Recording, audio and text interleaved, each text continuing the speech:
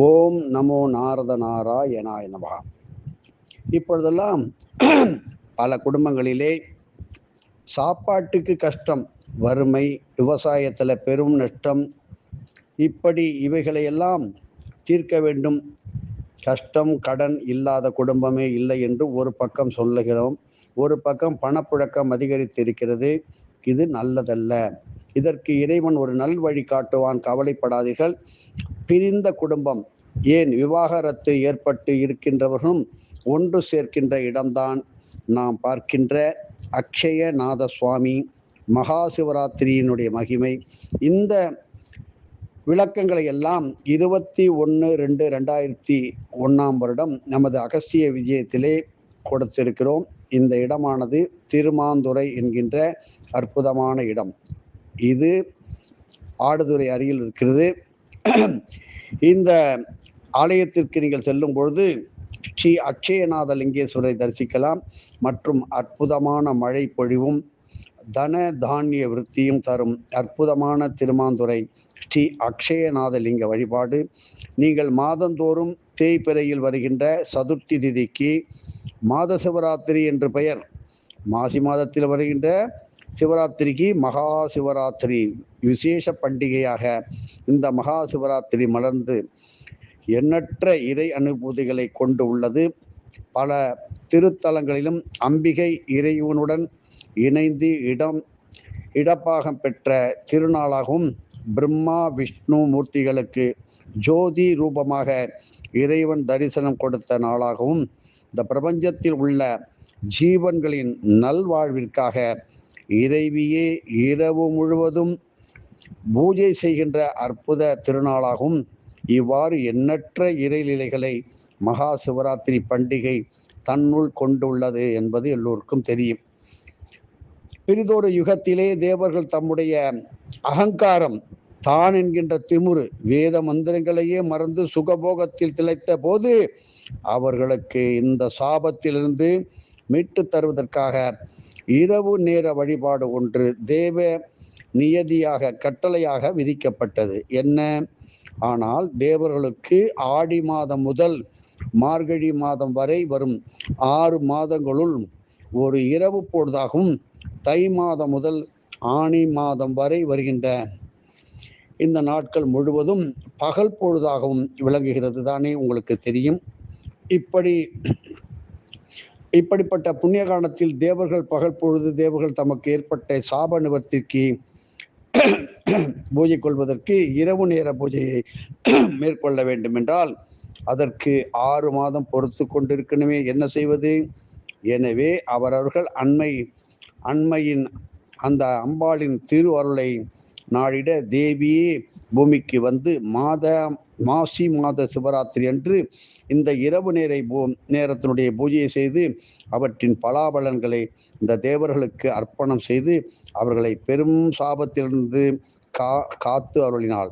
இதற்கு நன்றி பூஜையாக இன்றளவும் இன்றைக்கு 33 கோடி தேவர்கள் பூலோகத்திற்கு அம்பிகையுடன் மகா சிவராத்திரி அன்று பூஜைகளை மேற்கொண்டு இதன் பலாபலன்களை உலகத்தில் உள்ள ஜீவன்களுக்கு அர்ப்பணித்து செல்கின்றார்கள்.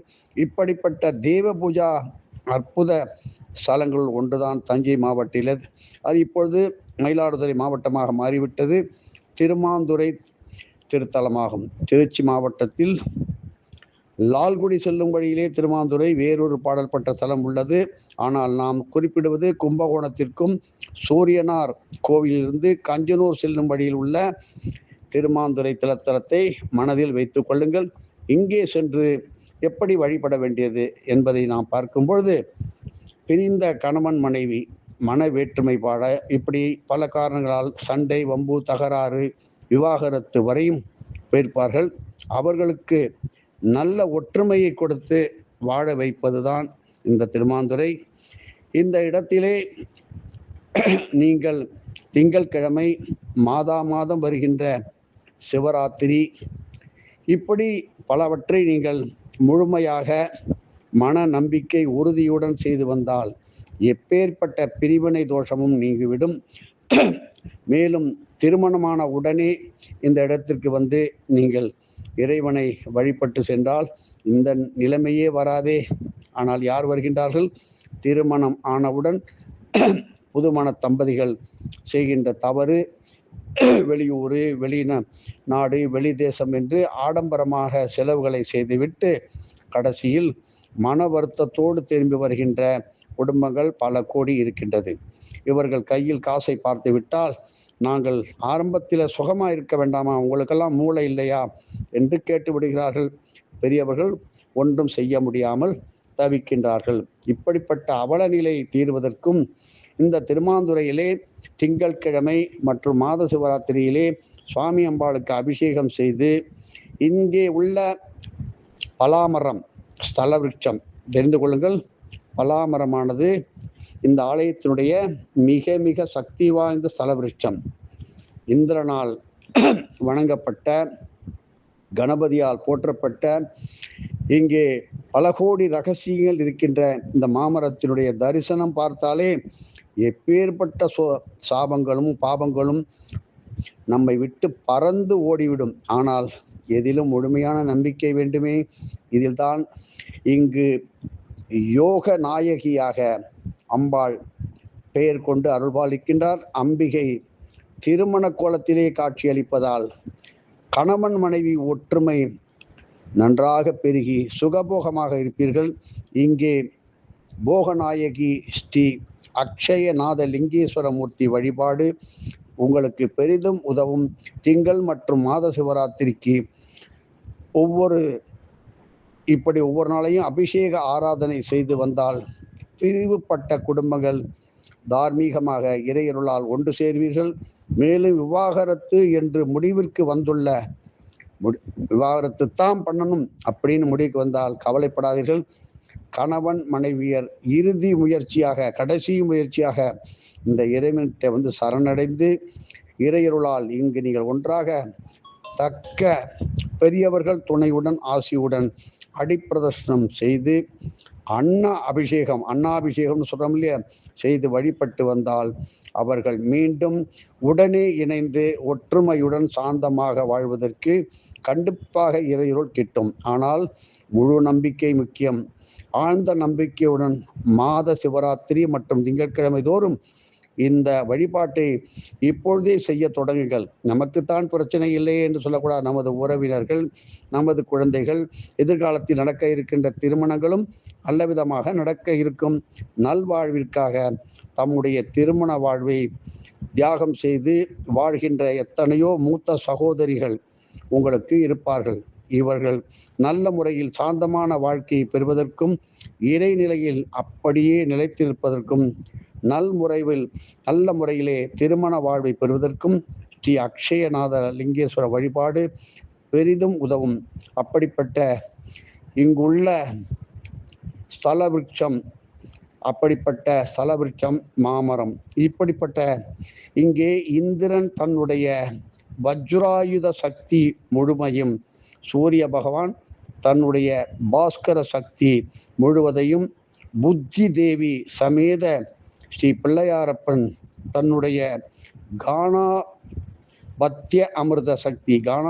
அமிர்தம்னு சொல்லுவாங்க, சக்தியையும் அப்படியே பதித்து அவர்களால் உருவாக்கப்பட்ட மரமே இங்கு மாமரமாக நமக்கு கண்ணுக்கு தெரிகிறது. இந்த ஸ்தல விருட்சத்திற்கு அதனை தரிசனம் செய்வதே மன நிம்மதியும் சாந்தியும் தருவதாகும்.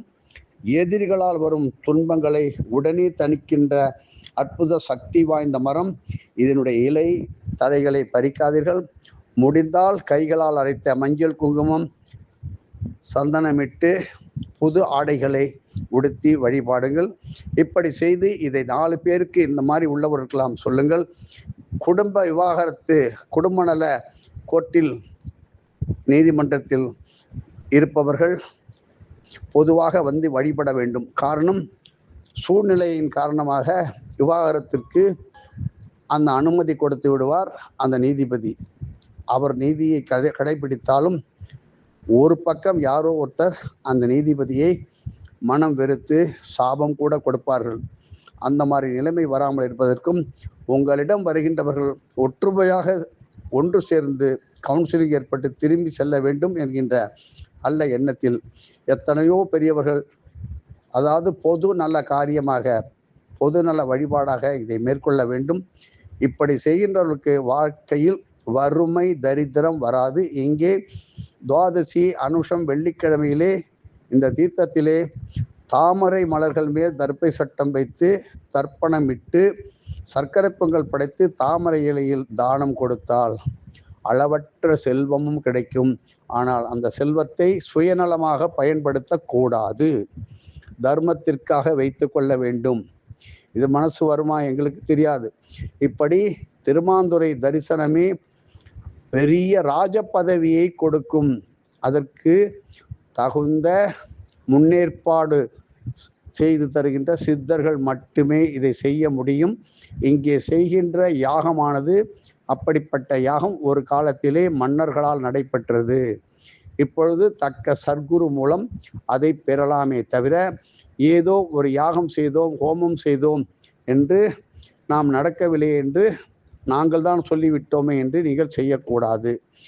உத்தரவு கிடைத்து ஒரு உன்னதமான சர்க்குரு கிடைத்தால், காஞ்சி மகா பெரியவாள் போல, எங்களது வாத்தியார் போல கிடைத்தால் மட்டும் ஹோமத்திற்கு என்னென்ன பொருட்கள், எப்படி, எங்கு, யாரை வைத்து, என்ன மந்திரம், என்ன காயத்ரி என்று தெரிந்து கொண்டு அதுபோல் செய்யுங்கள். ஏனோ நீங்கள் சொல்லிவிட்டீர்கள், நாங்கள் செஞ்சோம், எங்களுக்கு எல்லாம் நல்லா நடக்கலை என்று மனம் வேதனைப்படக்கூடாது என்பதை மனதில் கொள்ள வேண்டும். உங்களுக்கு தரித்திரத்தை நீக்கும் திருமாந்துறையில் எந்த ஆலயத்துக்கு சென்றாலும் சுத்தமான பசுனை, தேங்காய் எண்ணெய் இப்படிப்பட்ட பொருள்களால் அகல் விளக்கு ஏற்றி வழிபடுங்கள். மாவு கோலம், கலப்படம் இல்லாத மொக்கு மாவு இல்லாத கோலமை போடுங்கள். ஆலயத்தில் அமர்ந்து இறைவனை மனமாற வேண்டினால் மன வாழ்க்கையும் நல்ல விதமாக இருக்கும். திருமணம் முடிந்தும் தனது சந்ததியினர் பேரன் பேத்தி கொள்ளு பேரன் வரை பார்க்கின்ற அமிர்த யோகமும் கிடைக்கும். இப்படி பிரியாத குடும்பம் அப்படியே நிலைத்திருக்கும். ஒரு சின்ன தகராறால் பிரிந்து போன எத்தனையோ குடும்பங்கள். காரணம், பணம் இருக்கும் ஒரு பக்கம், ஆணிடமோ பெண்ணிடமோ மாப்பிள்ளையிடமோ பெண் வீட்டுக்காரன் பொண்ணு இருக்கும், ஒருத்தர் மதிக்க மாட்டாங்கள். அப்படி விவாகரத்து பொழுது விடிந்தால் ஒரு 1000 வழக்கை நோக்கி சென்று கொண்டிருக்கிறது. இவைகள் கண்டிப்பாக நிறுத்தப்பட வேண்டும். சமுதாய சேவையாக இங்கே சுவாமி அம்பாளுக்கு திருக்கல்யாண உற்சவத்திற்கும் ஏற்பாடு செய்யலாம். எதுவும் என்னுடையதல்ல, அனைத்தும் உன்னுடையதே. அருளாளா அருணாச்சலா.